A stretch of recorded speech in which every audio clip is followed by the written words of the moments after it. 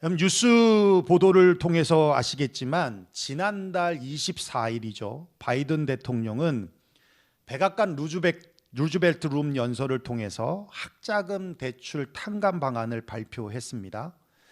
소득에 따라서 최대 2만 불에서 최소 1만 불의 학자금 대출을 탕감받을 수 있다라고 했어요. 우리 교회 해당되시는 분 계시죠? 우리 성재도 그렇고 성국 형제님 아니에요? 다 갚았어요 벌써? 왜 이렇게 빨리 갚았어? 우리 그 남집사님도 다 갚았죠. 가득이가 또 해당이 된다고. 만불 받는데요, 가득이.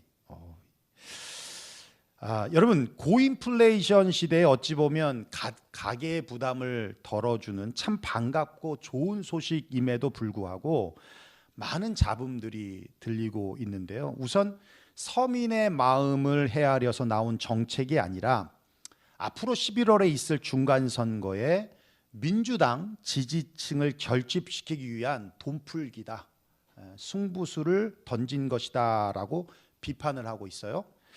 아니나 다를까 그 발표가 있은 후에 바이든 대통령 지지율이 40%까지 올라갔죠. 근데 지금 또 떨어지죠. 또 다른 비판은요, 공평에 관한 불만입니다. 먹을 것 안 먹고 쓸 거 안 쓰면서 허리띠 졸라매고 대출을 갚았는데 누구는 그냥 탕감받는다는 것이죠.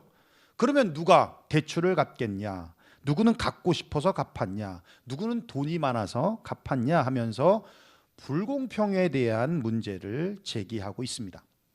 이와 비슷한 문제가 한국에서도 있었습니다. 지난 7월 윤석열 정부에서 20, 30대 청년들 가운데 주식이나 가상화폐 투자 실패로 개인 파산 신청이 많아짐에 따라서 또 다른 사회 문제가 될 수 있다는 판단에 개인 회생을 돕기 위한 정책을 내놨는데요.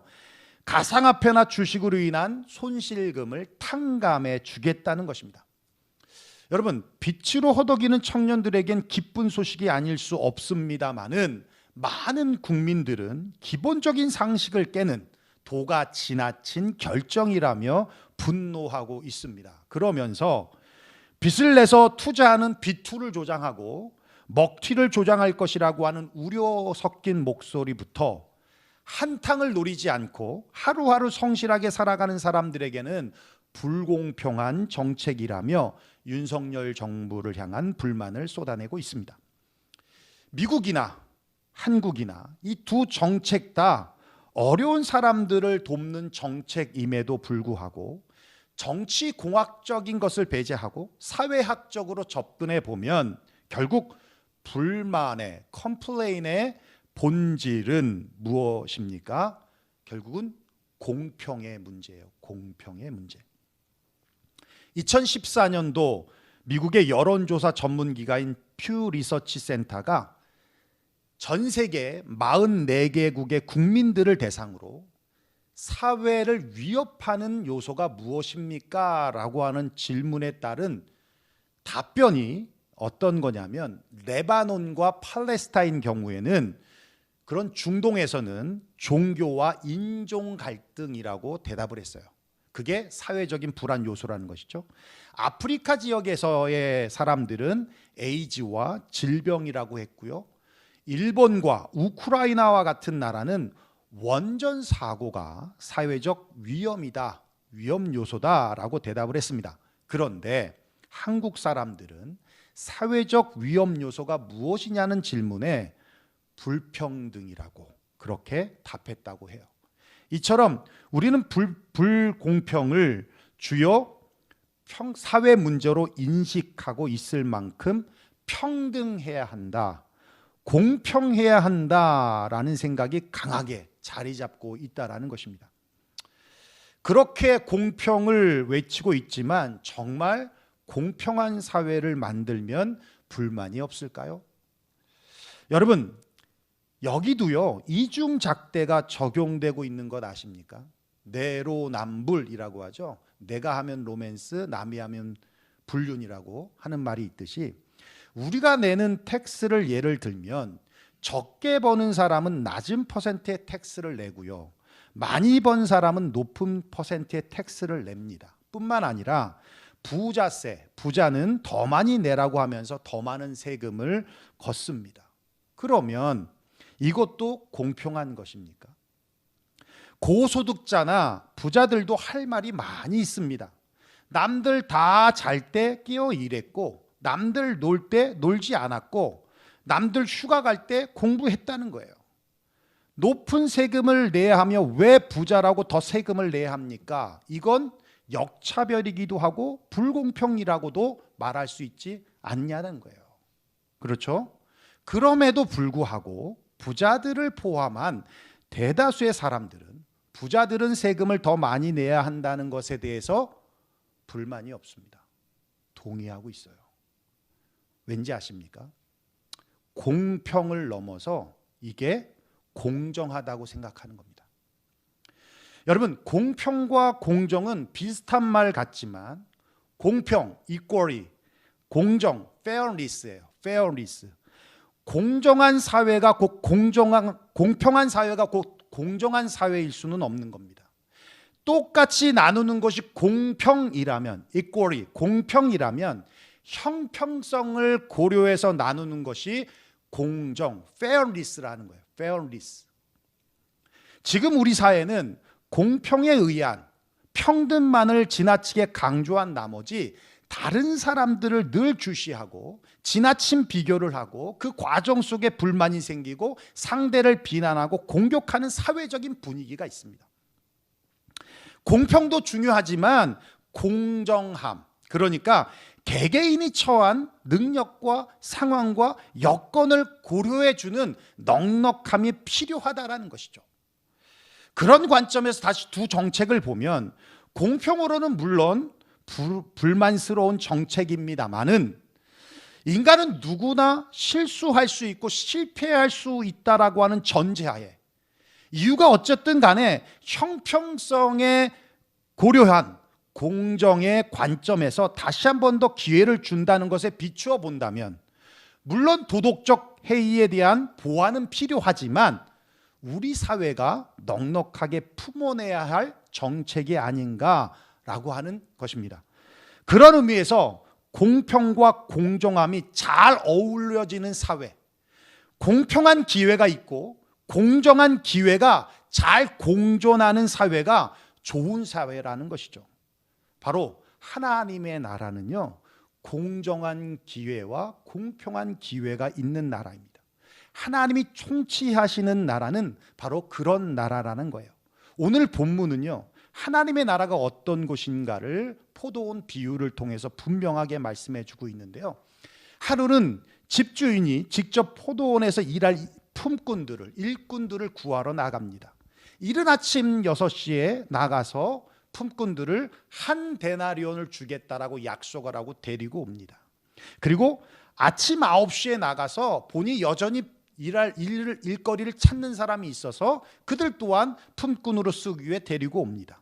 오후 12시에 나갔더니 인력시장에 가보니 또 사람들이 있는 거예요. 길에서 방황하고 있는 겁니다. 그래서 그들을 데리고 다시 포도원으로 와서 일을 시킵니다. 오후 3시에 가보니 여전히 취업을 못한 사람들이 있어요. 그들도 역시 포도원으로 데려갑니다. 혹시나 해서 오후 5시에 가봤더니 그런데 그 시간까지도 사람들이 있는 거예요. 6절 한번 볼까요? 한번 읽어보겠습니다. 시작. 제 11시에도 나가보니 서 있는 사람들이 또 있는지라 너희는 어찌하여 종일토록 놀고 여기 서 있느냐. 아니 왜 일하지 않고 여기에만 있느냐라고 하는 질문이었습니다. 그랬더니 이렇게 말해요. 우리를 품꾼으로 쓰는 이가 없습니다. 우리도 일하고 싶은데 돈 벌고 싶은데 취업 기회가 없습니다 라고 하소연을 하니까 주인이 그렇게 말합니다. 너희도 포도원에 들어가라 하면서 그들을 고용합니다. 사실 여기까지는 아무런 문제가 없어요. 자비로운 주인의 모습입니다. 그런데 그 다음에 나오는 내용이 문제예요. 하루 일과를 마치고 결산을 하는데 당시 사회적 통념과 상식적으로 보면 먼저 온 사람부터 일당을 지급하는 것이 마땅합니다. 그런데 오히려 오후 5시에 온 사람부터 품꾼을 지급해요. 품삯을 지급합니다. 거기까지는 괜찮아요. 오후 5시에 들어와서 1시간을 일했는데 한 데나리온을 주는 거예요. 파격적입니다. 그것을 본 먼저 온 사람들이 내심 기대를 해요. 오후 5시에 들어왔는데 1시간 일해놓고 한 데나리온을 줘? 하루 일당을 줘? 와, 저 주인 괜찮은데? 야, 나는 더 받겠다. 약속한 것보다 더 받겠다. 두둑히 받겠다. 오늘 보너스 받겠다. 이런 생각을 하는 거예요. 그래서 10절에 보면 이렇게 말해요. 먼저 온 자들이 와서 더 받을 줄을 알았더니, 더 받을 것 같은 거죠. 그런데 그들의 기대와는 달리 똑같이 받습니다. 그러자 불만의 소리가 터져 나옵니다. 12절입니다. 시작. 나중 온 이 사람들은 1시간밖에 일하지 아니하였거늘 그들을 종일 수고하며 더위를 견딘 우리와 같게 하였나이다. 예, 그들의 불만은 두 가지예요. 충분히 이해되고 납득되는 불만입니다. 첫째는 일한 시간의 차이만큼 지급해야 되는 것 아니냐. 1시간 일한 사람에게 1데나리온을 준다면 그 시간에 비례해서 지급해야 하는 것 아닙니까? 라고 하는 요구였어요. 두 번째는 그런 거예요. 그렇지 않다면 오케이. 그렇지 않다면 적어도 하루 종일 뙤약빛 밑에서 열심히 일한 우리들이 오후 5시에 온 사람보다는 조금 더 보너스를 받아야 되는 것 아닙니까? 조금 더 보상이 있어야 되는 것 아닙니까? 그들의 주장은 결코 틀리지 않았습니다. 충분히 그렇게 말할 수 있습니다. 그렇죠? 그러자 주인이 이렇게 말합니다. 한번 읽어볼까요? 13절 15절입니다. 시작. 친구여, 내가 네게 잘못한 것이 없노라. 내가 나와 한 데나리온의 약속을 하지 아니하였느냐? 내 것이나 가지고 가라. 나중 온 이 사람에게 너와 같이 주는 것이 내 뜻이니라. 내 것을 가지고 내 뜻대로 할 것이 아니냐? 내가 선함으로 내가 악하게 보느냐? 예, 맞습니다. 주인의 말도 맞아요. 틀리지 않습니다. 약속을 지켰습니다. 요즘 같은 세상에서 보면 어떤 의미에선 떼어먹지 않은 것만으로도 감사해야 하는 것 아닙니까? 약속한 대로 한 데나리온 줬어요. 예. 내 돈 가지고 내가 마음대로 한다는데 왜 뭐라 하느냐는 겁니다. 이 논리 틀리지 않아요. 맞습니다. 근데요, 납득은 가지만 아주 정서적으로 감정적으로 찜찜합니다. 왜요? 포도원 주인이 정말 선하고 지혜로운가에 대한 문제예요. 여러분 한번 생각해 보십시오. 포도원 주인이 선합니까? 주인이 어떤 종에게는 계약에 따라 대우하고 어떤 종에게는 관용과 자비로 대우하는 일관성 혹은 통일성이 없는 원칙을 보여주고 있기 때문에 그래요. 만일 그가 한 일꾼에게 자비를 베풀었다면 다른 일꾼들에게도 자비로웠어야 합니다. 적어도 아침에 일찍부터 와서 종일 일했으니 네가 한 데나리온을 받기로 약속했지만 내가 조금 더 줄게라고 했어야 된다는 것이죠. 그런 차원에서 그런 의미에서 포도원 주인이 지혜로운가? 또 이것도 인정할 수 없어요. 차라리 모르고 일당을 줬다면, 그죠? 룸에서 기다리고 있다가 한 사람씩 불러서 일당을 줬다면, 모른다면 아침 일찍부터 와서 한 데나리온 받고 가는 사람은 어차피 약속대로 받았고 그러니 감사하게 갔을 텐데 오후 5시에 온 사람에게도 똑같은 일당을 주는 걸 보고 얼마나 마음이 상했겠냐 이거죠. 그러니까 모르게 줬으면 차라리 나을 텐데 그러지 않았다라는 것이죠. 여러분, 이 비유를 우리가 올바르게 이해하려면 먼저 예수님께서 왜 이 비유의 말씀을 하셨는가를 우리는 알아야 합니다. 우리 1절을 다시 한번 읽어볼까요? 시작. 천국은 마치 품꾼을 얻어 포도원에 들여보내려고 이른 아침에 나간 집 주인과 같으니. 예, 이 비유는 하나님이 통치하시는 천국에 대한 설명을 하기 위한 비유였어요. 천국은 어떤 곳인가? 천국엔 어떤 원리가 적용이 되는가? 그럼에 있어서 천국은 세상의 원칙과 다르며 세상의 판단 기준과 다르다는 것을 말씀하고 있는 것입니다. 우리가 본문에 등장하는 주인을 이해할 수 없는 사람으로 보는 것도 거기에 있습니다. 관점의 차이입니다. 만약 천국도 세상과 똑같은 원리가 적용된다면 기대가 되지 않습니다. 기대도 없고 흥미도 없습니다. 세상은 능력주의입니다. 능력이 많은 사람들은 쓰임도 많이 받고요, 돈도 많이 받는 겁니다. 하늘나라의 원칙은, 곧 하나님의 원칙은, 예수님의 원칙은, 또 지금 우리들을 다스리는 삶의 원칙은 세상과 다르더라는 거예요. 하늘의 원칙은 그렇습니다. 오후 5시의 인생도 사랑하시고 기회를 주신다는 거예요. 실력 있고 능력 있고 빽 있고 학벌 좋고 재주 있고 힘쓰게 생긴 사람들은 새벽 6시, 아침 9시에 다 데려갑니다. 눈높이를 좀 낮춘다면 12시, 3시에 사람들도 다 데려갑니다. 그런데 오후 5시까지 남은 사람들은 정말로 아무도 데려가지 않는 사람들입니다. 힘없고 재주 없고 무능하다라고 할 수 있는 사람들입니다. 인생에서 우리는 얼마나 자주 오후 5시를 겪는지 모릅니다.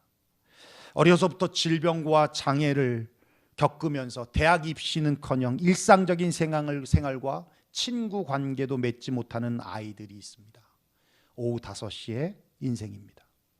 학벌과 스펙 등에서 한참 밀려서 고용 등에서 가장 마지막이 되는 사람들이 있습니다. 오후 5시의 인생입니다. 자녀를 키우고 남편을 뒷바라지하느라 자기를 죽여야 했고 부모님 모시느라 숨죽여 울어했던 우리 어머니들, 오후 5시의 인생들입니다. 열심히 일을 했는데 명예퇴직 당하고 겨우 잃은 사업 망해서 어려움을 겪는 사람들, 오후 5시의 인생들입니다. 세상은 오후 5시의 인생들을 쳐다보지 않습니다. 데려가지 않습니다. 오후 5시가 되고 6시가 되고 7시가 되어도 거들떠보지 않습니다. 누구는 지하 단칸방에서 살고 싶습니까? 누구는 홍수가 나면 잠기는 그런 집에서 살고 싶겠습니까? 이게 세상의 이치입니다. 하지만 예수님께서는 달리 말씀하십니다. 오후 5시의 인생들을 부르시고 기회를 주십니다. 그리고 단 1시간 일을 하더라도 동일한 기회를 주십니다. 사랑을 주시고 동일한 임금을 주시며 살아갈 길을 열어주십니다. 그런데 먼저 왔던 엘리트들은 따집니다. 왜 동일하게 일당을 줍니까? 항의합니다. 불만을 토합니다. 왜요? 그들의 싹은 일한 만큼 받아야 한다라고 생각하지만 예수님은 필요한 만큼을 생각하시기 때문에 그렇습니다. 여러분, 한 데나리오는 지금으로 따지면 120불 정도입니다. 오후 5시에 픽업돼서 1시간 일했다고 10불을 받으면 그 10불로 집에 있는 처자식을 먹여 살릴 수가 없습니다. 120불을 받아야 빵도 사고 고기도 사고 반찬도 사서 집에 들어가 기다리고 있는 자녀들을 위해 식량을 공급해 줄 수 있는 것이고, 또 렌트비도 내야 될 것이고, 또 유틸리티비도 내야 되는 것이죠. 그게 하루 최소 생활비인 120불, 1달란트라는 것이죠. 먼저 와서 일한 사람들, 엘리트들은 왜 일한 만큼의 대우를 안 해주냐, 일한 만큼 받아야 한다라고 말할지 모르지만 예수님은 늘 필요한 만큼 우리를 채워주신다는 거예요. 이게 하늘의 원칙입니다. 예수님은 오후 5시의 인생들에게도 기회를 주십니다. 학벌이 없습니다. 그래도 기회를 주십니다. 세상의 지식이 아닌 주님의 지혜를 주기 때문입니다. 배경이 없습니다. 그래도 기회를 주십니다. 세상의 힘이 아닌 세상을 창조하신 창조의 능력이 있기 때문입니다. 가진 것이 없습니다. 그래도 기회를 주십니다. 세상 물질이 아닌 세상을 창조하실 때의 자본인 하나님의 말씀을 주시기 때문에 그렇습니다. 능력과 실력이 없습니다. 세상에서 인정해주는 능력이 없습니다. 그래도 주님은 기회를 주십니다. 세상의 능력과 실력이 아닌 복음의 능력과 복음의 가치관을 그에게 심어주기 때문에 그렇습니다. 세상에서는 실패했습니다. 그래도 기회를 주십니다. 세상에서는 실패했어도 주님 안에서는 얼마든지 성공할 기회를 주시기 때문입니다. 요나가 바로 오후 5시 인생입니다. 주님께 불순종하여 니느웨로 가지 않고 반대편인 다시스로 갑니다. 배는 곧 풍랑을 만나고 그 풍랑의 원인이 요나 때문이라는 것을 제비뽑기로 알았습니다. 결국 그를 바다에 던졌습니다. 그러자 큰 물고기가 나타나 요나를 삼켰고 뱃속에서 3일 동안 회귀하여 주님의 은혜를 구했습니다. 결국 물고기가 소화시키지 못하고 육지에 토해내졌습니다. 그리고 성경은 이렇게 말합니다. 여호와의 말씀이 두 번째로 요나에게 임하시느니라. 세컨 찬스입니다. 또다시 기회를 주셨다는 겁니다. 베드로는 오후 5시 인생입니다. 예수님을 저주하고 부인했던 베드로입니다. 실패자입니다. 그런데 갈릴리에서 고기를 잡고 있는 베드로에게 부활하신 예수님께서 직접 찾아가셔서 말씀하십니다. 요한의 아들 시몬아, 내가 이 사람들보다 나를 더 사랑하느냐.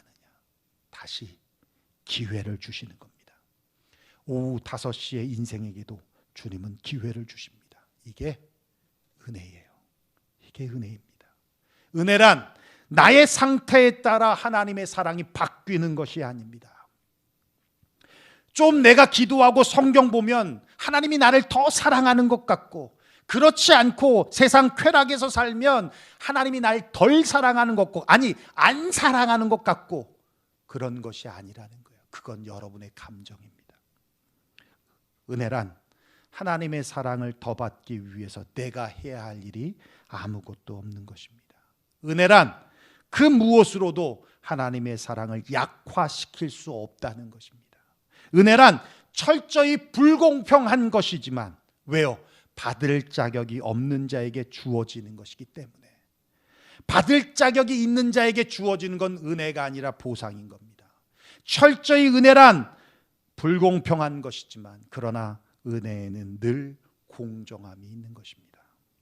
오후 5시 인생에게도 기회를 주십니다. 이것이 주님의 은혜입니다. 오후 5시 인생이라도 다시 기회를 주시는 분이 바로 우리 주님이십니다. 단 끝까지 포기하지 않고 자신이 하나님 앞에 쓰임 받기를 기다린다면, 오후 5시에 기다렸던 사람들 중에는 픽업이 안 돼서 집에 간 사람도 있을 것입니다. 그러나 끝까지 남아있더니 기회가 왔어요. 주님 앞에 쓰임 받기를 기다리며 사모하며 주님 의지하며 기다린다면 반드시 하나님의 때에 세상은 주지 않던 기회가 하나님이 돕는 사람을 보내어 주시고 또 환경을 만들어 주셔서 반드시 기회를 주신다는 거예요. 오후 5시 인생이라도 이렇게 살다가 죽자라고 낙심하며 살지 마십시오. 우리의 소망은 세상에 있지 않습니다. 우리의 소망은 우리를 구원하시고 오후 5시 인생이라도 은혜를 베풀어 주시는 우리 예수님에게 있습니다. 포기하거나 이렇게 살다가 죽자 하며 낙심하지 말고요. 주님의 은혜를 기다리며 하루하루 주님을 의지하며 살아가는 저와 여러분 되시기를 주의 이름으로 축원합니다. 기도하겠습니다.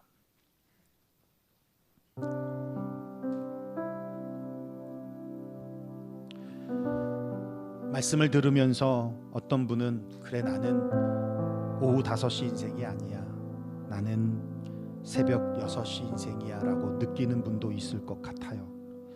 모르겠습니다. 저는 개인적으로 오후 5시 인생이라고 저 자신을 판단합니다. 부족하고 또 부족하지만 주님이 나를 이렇게 사용하시는 것만으로도 얼마나 감사한지 모릅니다. 누구에게나 오후 5시의 인생과 같은 삶이 척박하게 느껴지는 삶이 찾아올 때가 있어요. 그때 이 말씀 기억하셨으면 좋겠습니다. 끝까지 기다리고 주님 의지하고 붙잡은 자들에게 주시는 기회, 그 기회가 반드시 우리에게 있다는 것, 그래도 기회를 주시는 하나님이라는 것, 그 주님을 우리가 알면 얼마나 그 주님이 좋은지 모릅니다. 세상은 일한 만큼을 또 능력만큼을 받는 것이 정답 부정당하다라고 생각할지 모르지만 하나님은 필요한 만큼을 주시는 것이 맞다라고 여기십니다. 그래서 1시간을 일했어도 그에게 필요한 것은 1달란트이기 때문에 그에게 1달란트를 주신 것입니다. 필요한 만큼을 채워주시는 하나님, 그 하나님이 먼저 된 자를 나중되게 하시고 나중된 자를 먼저 되게 하시는 은혜의 하나님이라는 것을 오늘 말씀이 우리에게 전해주고 있습니다. 하나님의 나라는 바로 그런 것입니다. 여러분, 세상 사람들과 비교하거나 나보다 좀 더 많은 것을 갖고 나보다 더 능력이 있고 나보다 여러 가지 좋은 것들이 많이 있는 사람들을 보면서 낙심하거나 열등감을 느낄 필요 없습니다. 여러분, 오히려 은혜를 사모하십시오. 은혜를 간구하십시오. 주님을 찾고 또 찾아보십시오. 내 주변에 나를 도울 수 있는 사람이 없는 것 같아 보여도 하나님이 그 마음을 받드시고 하나님이 그 마음을 이끄시고 하나님이 그 마음을 변화시키면 환경도 바뀌어지고 사람도 바뀌어지고 마치 세상이 나를 중심으로 움직이는 것만큼 착각할 만큼 그렇게 하나님이 내게 기회를 주십니다. 우리 시간 하나님 앞에 기도하며 나아가길 원합니다. 하나님, 오후 5시와 같은 인생이지만 주님 의지합니다. 주님 붙잡습니다. 주님 간구합니다. 주님 복음으로 나를 덧입혀 주시고 주님의 은혜로 나를 붙잡아 달라고 우리 시간 하나님 앞에 기도하며 나아가길 원합니다. 함께 기도하겠습니다. 고마우신 우리 아버지 하나님, 감사와 영광을 하나님